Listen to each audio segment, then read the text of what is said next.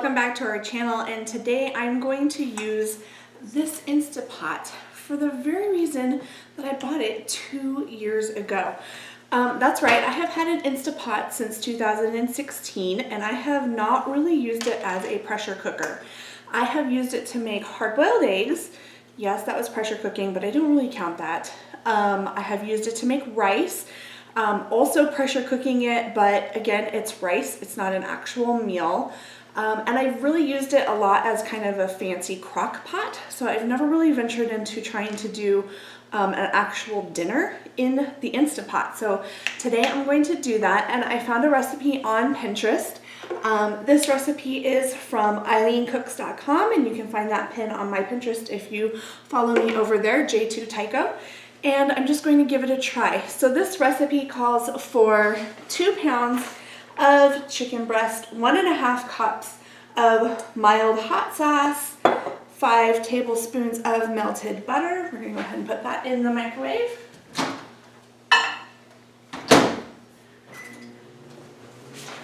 And then it calls for 2 tablespoons of Worcestershire sauce and 1 tablespoon of red wine vinegar. And then after you cook it all in the Instapot, you're going to use some cornstarch to kind of thicken it up. So let's go ahead and get started. Now, Eileen on her recipe made this specifically for doing it from frozen chicken breast. And like I said, since I've never done, there's the microwave. Since I have never done an actual meal, I'm slightly leery of doing it directly from frozen. So, I don't know, I guess it's kind of hard to get rid of some of the things that we're used to doing. So I pulled out our chicken breasts. We have a food saver and we have them vacuum sealed, and I did allow it to thaw enough so that I could get it out of the vacuum seal and get the plastic off of it directly. They actually kind of feel like they're mostly thawed.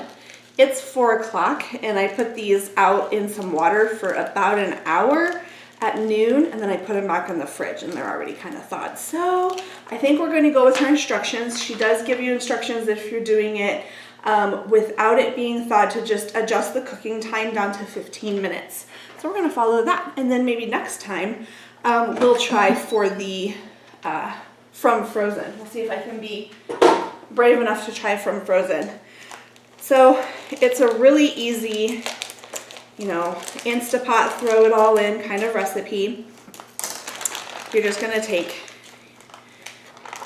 your 2 pounds of chicken breasts. These are 2 humongous chicken breasts. I got them at Albertsons, so they're very, very plump.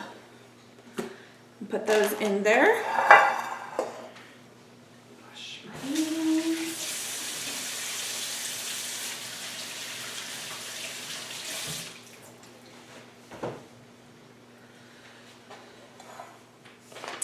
And then you're just basically going to make the sauce. You're going to pour it all into a bowl and mix it together and pour it over the top. So 1.5 cups of mild. You can use I have red hot original cayenne pepper sauce. So I guess ours is going to be a little bit spicier than maybe hers was. We shall see.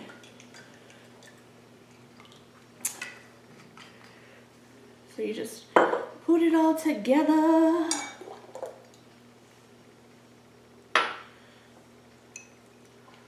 Two tablespoons of the Worcestershire.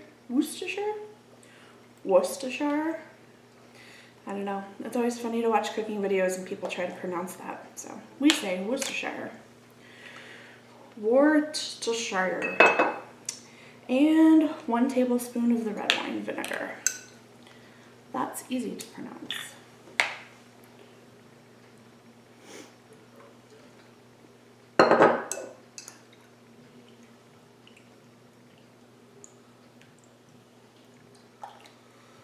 Okay, just stir it all up, pour it over the top of the chicken, and then you're going to seal it. So if you guys haven't pressure cooked with your Instapot before, it's very important to pay attention to the venter up at the top. I'm sure you've read about it before. You all know what I'm talking about. But when you're using it for a crock pot, you have it as venting open. But when you're going to use it as your pressure cooker, you actually have to have it as steaming. So you have to put it on correctly. Put that in. And since we're going to change the setting on this, since it was mostly thawed chicken, we're going to set it at manual. We're going to go for 15 minutes and then just let it set. It'll get to pressure, and then it'll cook for 15 minutes, and then we're going to let it naturally release. So it is 4:07 p.m. and I've just put that chicken in, and I will report back to see exactly what it looks like when it's all done pressure cooking, and then we will add a little bit of the cornstarch to thicken it up. And how our family is going to eat it is we're going to make little buffalo sliders on the sweet Hawaiian rolls and just have some tater tots with it. So I will check back in. Okay, it's a check-in time. It's 4:18, so it's been 8 minutes since it started to get to pressure, and a little bit of steam was coming up through the vent, just a slight little bit, so I had to check and make sure that it was over. But it just stopped doing that, and this little red indicator popped up. So at any minute now, it should tell us that it is at pressure, and it should start counting down that 15-minute cooking time. There it goes, switched over to the time. So it took about 1.5 minutes, almost 2 minutes from when it actually, that little indicator popped up for the timer to go off. So now it's going to cook for 15 minutes. So at 4:35, we'll be checking it. Actually, at 4:35, when it goes off, we're going to natural release, meaning we're not going to turn the vent at all. We're just going to let it slowly vent off until it's done venting. So this dinner, I'm hoping, should be ready to eat by about 5:15 or so, which would make it about a little over an hour to have prepped. And while I say that that seems like a long time, I'm doing nothing. I'm literally like sitting on my phone and kind of watching it. I'm a little more involved than I normally would be because I'm filming it for this. So, and I just realized that's a whole lot of footage of just a ticking down Instapot. We'll check back in. Okay, so it has finished pressure cooking and the timer has switched to the release time. So it's going to be naturally releasing, and this will slowly vent out up here. And I really have no idea how long this is going to take. It is now 4:36 p.m. So we will check back in when we think it's time to open the lid. Okay, so in the meantime, I went ahead and looked on Pinterest, and I swore that the recipe that I was following said that I could adjust it from 25 minutes to 15 minutes if I was not doing it frozen. But I looked back at the recipe and it doesn't say anything about that. So it must have been another recipe. So in my concern, I went ahead and read a couple of other recipes about making this with not frozen chicken, and they all said 15 minutes. So I'm good on that. What I was finding though is that a lot of people have different directions on when to release or naturally release versus when to quick release. And so the one that I followed said to natural release the entire thing. One that I followed said to just immediately quick release. And another one said to allow natural release for 10 minutes and then to quick release. And so that's a happy medium for me. I'm gonna go ahead and do that now. To quick release, if you haven't ever done that, you're just gonna move the vent steam over manually yourself, and you're gonna enjoy the show. But do it without your face over it, and probably use something to kind of do it.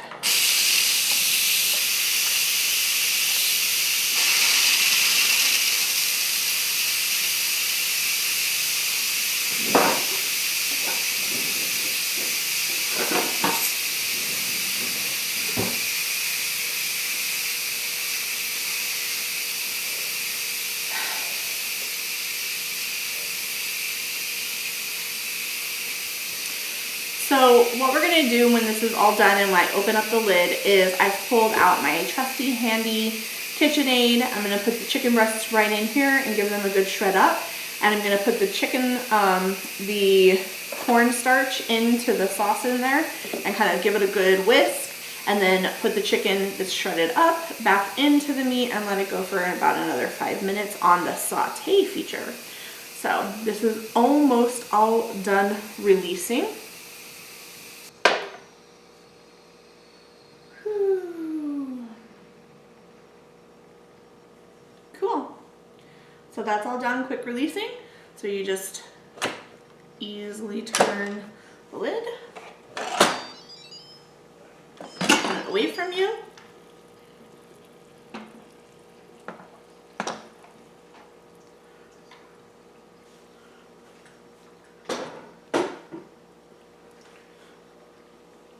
I'll give you a look.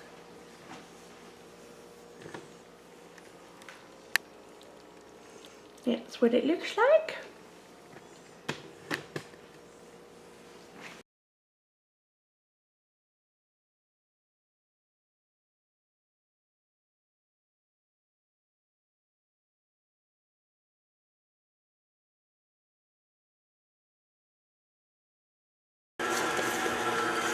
So while that's shredding up, I'm just going to take a teaspoon of this cornstarch.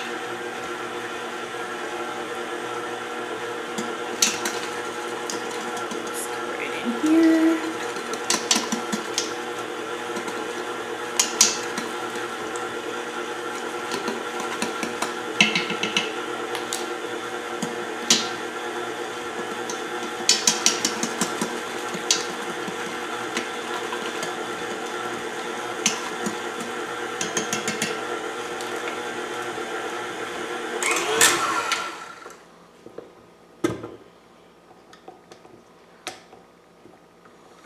Makes very quick work of a job that I do not like doing.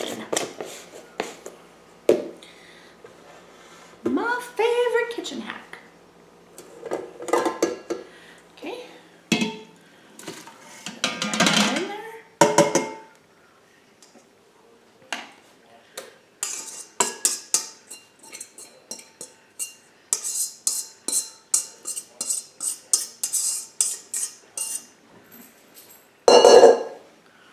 Put a good slosh around.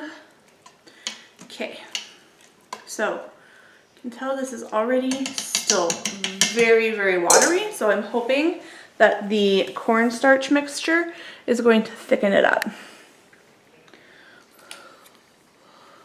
See how watery it is? So I'm gonna put that on saute.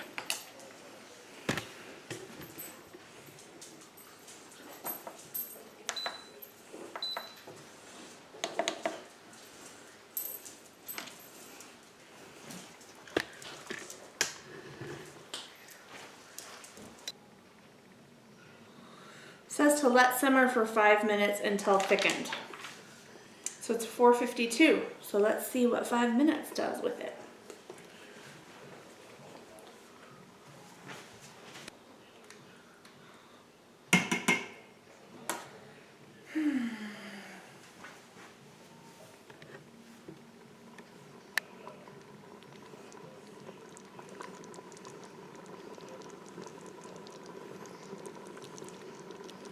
So the only thing is that a couple of things. I think that those ginormous chicken breasts, that was well over 2 pounds of chicken for those 2 chicken breasts.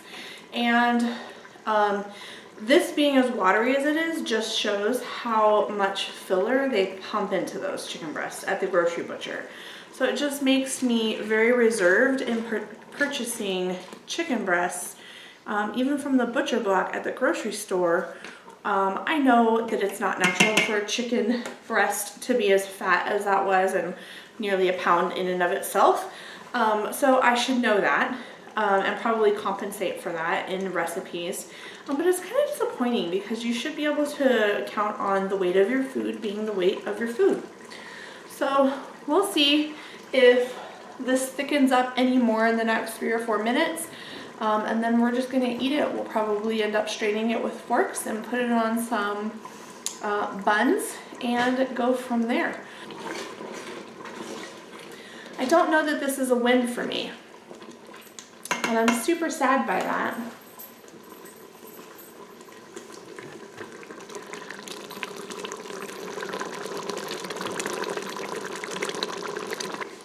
So I definitely feel like it's just under an hour to have made this. It's not coming out what's looking like very appealing to me. Granted, I didn't do a lot of work. I dumped it and walked away.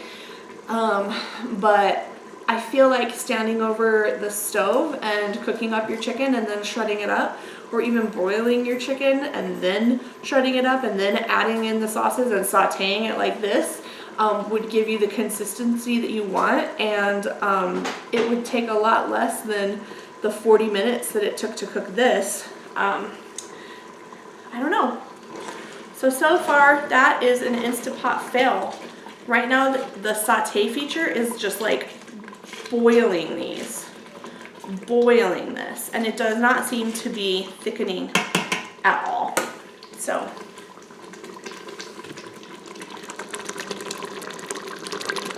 and that's 5 minutes of saute.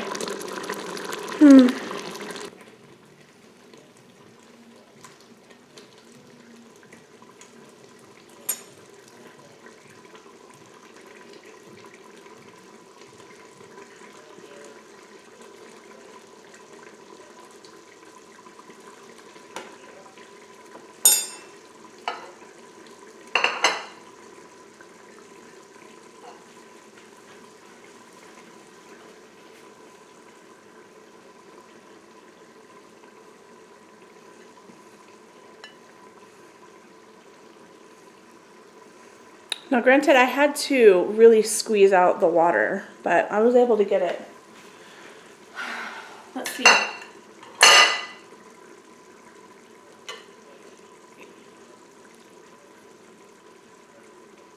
It's still decently flavorful, even squeezing it out. And I think it helps that we use the hot buffalo sauce and not just mild. That helps it kind of tackle the fact that it's so wet. Okay, so it doesn't look pretty, but if you're willing to take the effort to strain out your chicken and put it on your slider bun, then I guess that's a good one.